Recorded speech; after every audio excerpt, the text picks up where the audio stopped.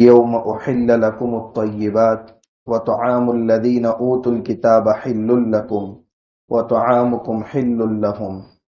آج تمہارے لیے ساری پاکیزہ چیزیں حلال کر دی گئی اور اہل کتاب کا کھانا بھی تمہارے لیے حلال قرار دیا گیا اور تمہارا کھانا بھی ان کے لیے حلال کر دیا گیا۔ یہ اعلان حجۃ الوداع کے موقع پر ہو رہا ہے کہ آج تمہارے لیے ساری پاکیزہ چیزیں حلال، حالانکہ اس سے پہلے بھی وہ چیزیں حلال تھیں، مگر اعلان کا مقصد یہ ہے کہ اب ہمیشہ وہ چیزیں حلال رہے گی، اس میں کوئی چیز حرام نہیں ہوگی۔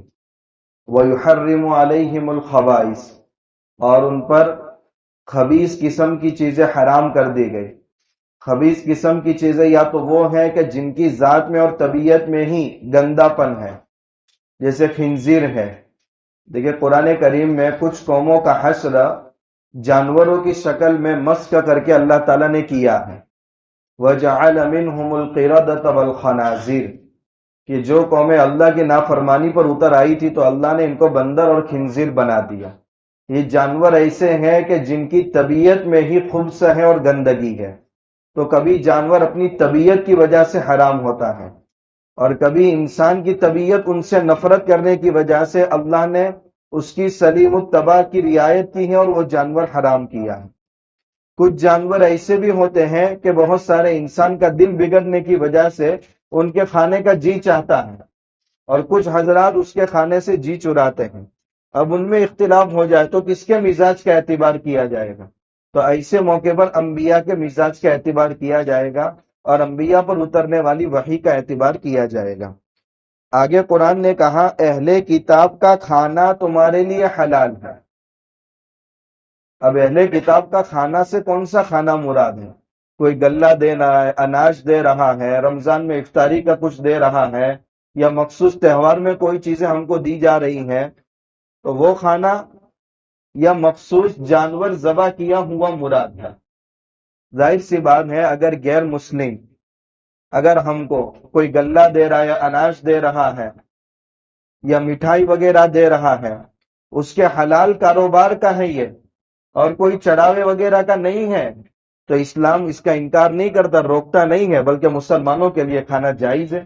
غیر مسلم نے دعوت کی اور مسلمان چلا گیا، کوئی حرج نہیں ہے۔ شرط یہ ہے کہ وہ کسی دیوی دیوتا پر چڑھاوے کا نہ ہو اور حرام آمدنی کا نہ ہو۔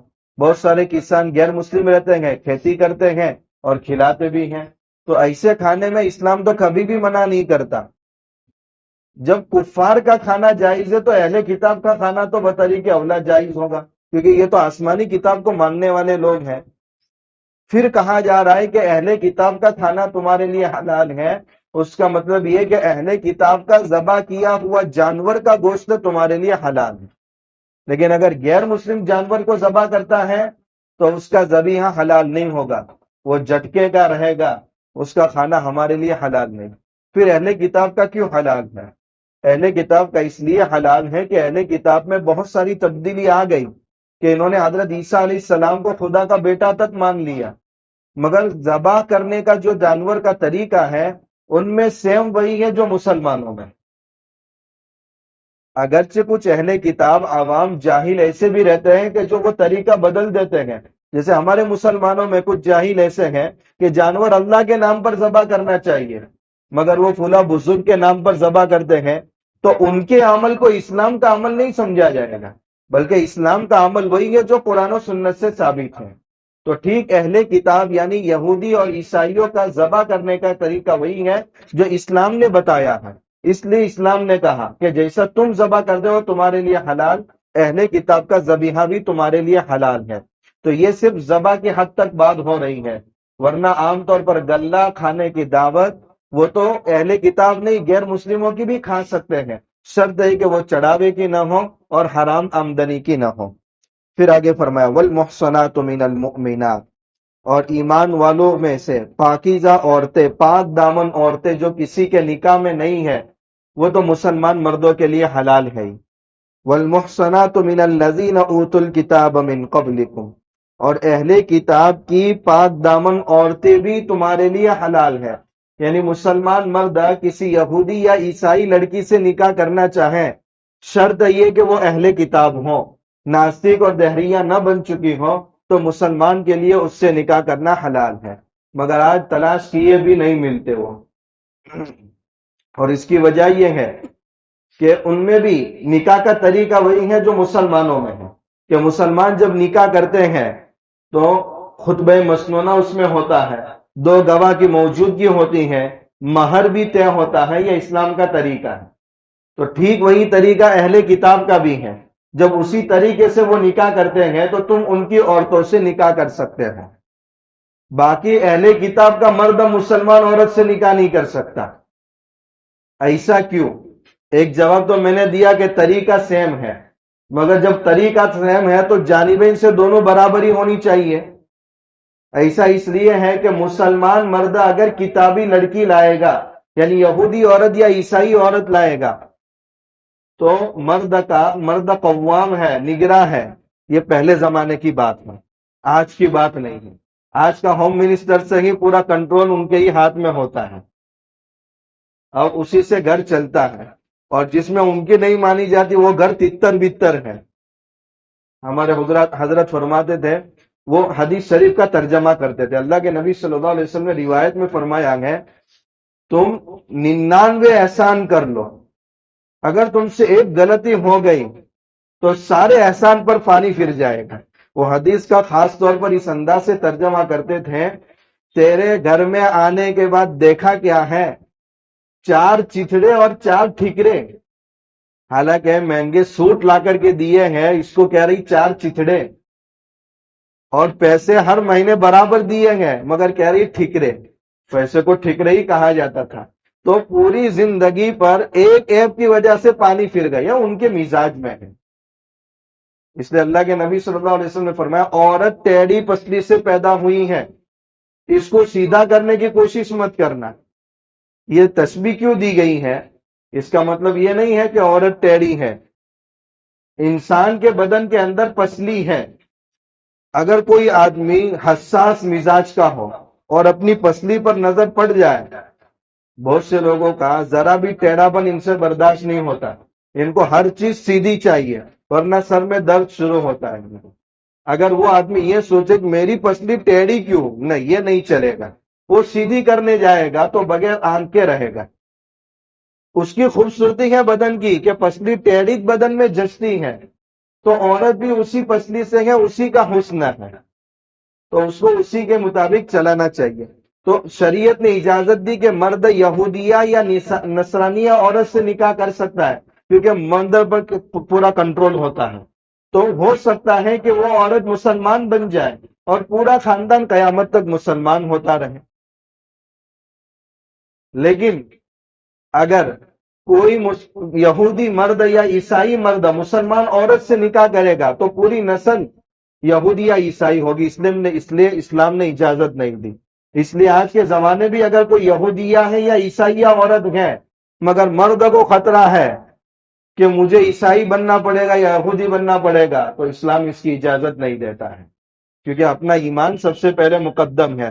آج ہم کیا کرتے ہیں کہ دوسروں کا ایمان بچانے کے لیے اپنے ایمان کا جنازہ نکال دیتے ہیں، یہ عقل مندی نہیں ہے، اس کی قربانی دینے کی کوئی ضرورت نہیں، اپنے ایمان کا تحفظ مقدم ہے۔ خیر، اللہ تعالیٰ نے فرمایا کہ اہل کتاب کی عورتوں سے جب تم ان کو ان کا مہر دے دو، دیکھو اگر مہر نہیں بھی دیا تو نکاح تو وجود میں آ جائے گا مگر واجب چھوٹ جائے گا، اس لیے نکاح کے مجلس میں مہر متعین کرنا ضروری ہے۔ مہر کتنا متعین کرنا چاہیے؟ 10 درہم سے کم کی مقدار نہ ہو، اور زیادہ سے زیادہ مہر فاطمے کی مقدار۔ مہر فاطمے کی مقدار آج کے زمانے کے حساب سے 1.5 کلو چاندی بنتی ہے۔ اب چاندی کی قیمت کتنی ہے؟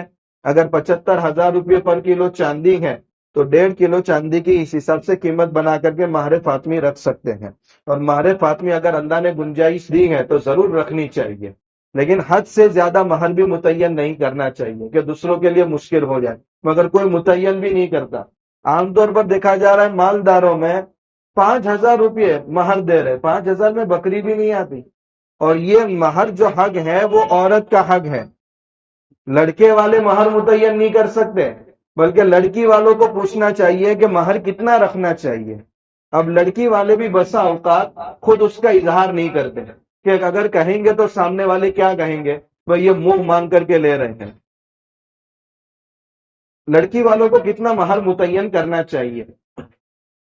اس کے خاندان کی جو مالدار عورتیں ہیں یا اس کے خاندان کی جو بھی عورتیں ہیں جن کا نکاح ہو چکا ہے، ان کا مہر کتنا ہے، اس حساب سے ان کا مہر متعین کیا جائے گا۔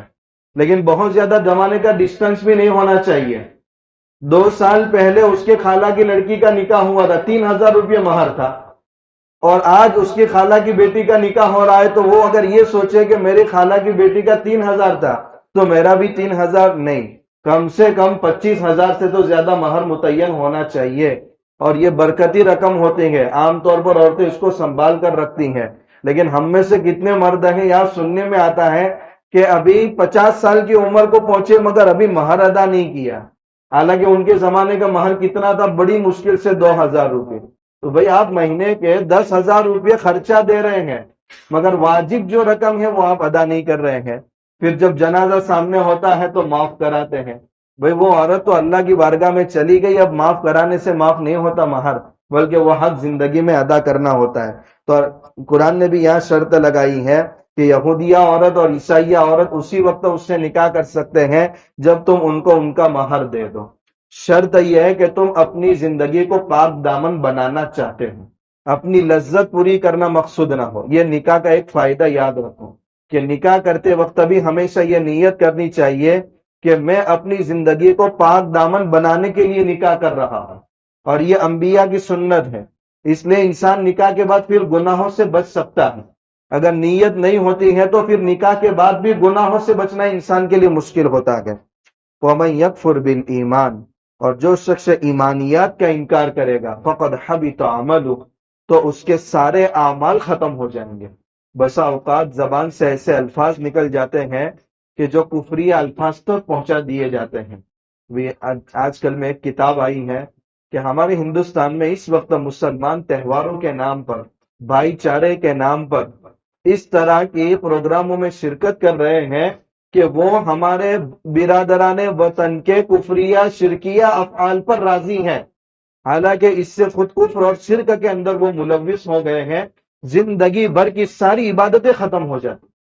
فقد حبط عملہ، حتیٰ کہ اللہ کے نبی صلی اللہ علیہ وسلم کو کہا گیا اگر تم ان کفار کی باتوں میں آ گئے تو تمہارے سارے عمل ختم ہو جائیں گے۔ جب اللہ کے نبی صلی اللہ علیہ وسلم کو اس تعلق سے اس انداز سے قرآن مخاطب کر رہا ہے تو ہمارے کیا حال ہوگا؟ اس لیے ان چیزوں سے ہمیں اپنے آپ کو بچانا ہے۔ وَمَن يَكْفُرْ بِالْإِيمَانِ، جو ایمانیات کا انکار کرے گا، اس میں بہت چھوٹی چھوٹی بھی چیزیں ہیں، بس اوقات زبان سے ایسا لفظ نکل جاتا ہے جب انسان پریشانی میں ہوتا ہے تو انسان دائرے ایمان سے نکل جاتا ہے، اور ایک بار ایمان سے نکل گیا تو پھر اس کے سارا زندگی کی ساری عبادتیں ختم ہو جاتی۔ جیسے ایک انسان اسلام کے اندر داخل ہو گیا تو اسلام سے پہلے جو اللہ کے حقوق میں کوتاہیاں ہوئی تھی وہ ساری معاف ہو جاتی ہیں۔ الاسلام یہدم ما کان قبل، اسلام اس سے پہلے جو گناہ سرزد ہوئے ہیں وہ سارے کے سارے اسلام یعنی کلمہ پڑھنے سے سارے کے سارے ختم ہو جاتے ہیں، ایک نئی زندگی شروع ہوئی۔ ٹھیک اسی طریقے سے ایمانیات کے انکار سے بھی انسان کے سارے نیک اعمال غارت ہو جاتے ہیں۔ وَهُوَ فِي الْآخِرَةِ مِنَ الْخَاسِرِينَ، اور وہ آخرت میں خسارہ اٹھانے والوں میں سے ہوگا۔ اللہ ہم سب کی حفاظت فرمائے۔ یا سورہ مائدہ کی 5 آیتیں پوری ہوئی، 6ٹھی آیت اس میں نماز اور وضو کا تذکرہ ہے، انشاءاللہ اس کا تذکر کریں گے۔